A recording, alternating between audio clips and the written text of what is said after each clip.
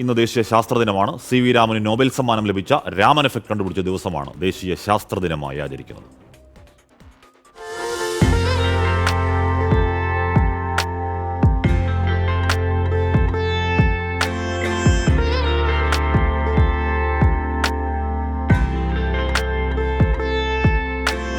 ഭൗതിക ശാസ്ത്രത്തിനുള്ള നോബൽ പുരസ്കാരം നേടിയ ആദ്യ ഭാരതീയനാണ് ചന്ദ്രശേഖര വെങ്കട്ടരാമൻ എന്ന സി വി രാമൻ.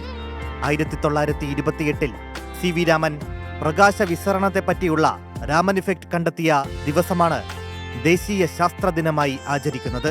നമ്മുടെ ദൈനംദിന ജീവിതത്തിൽ ശാസ്ത്രത്തിന്റെ പ്രാധാന്യം അടയാളപ്പെടുത്തുകയും ശാസ്ത്രത്തെ തൊഴിലായി സ്വീകരിക്കാൻ യുവമനസ്സുകളെ പ്രോത്സാഹിപ്പിക്കുകയും ചെയ്യുകയാണ് ദിനാചരണത്തിന്റെ ലക്ഷ്യം.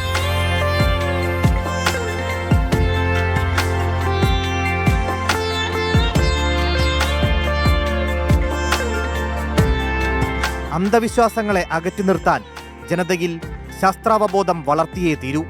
പുതിയ കാലം അത് ആവശ്യപ്പെടുന്നുണ്ടെന്ന് സമീപകാല സംഭവ വികാസങ്ങൾ തെളിയിക്കുന്നു.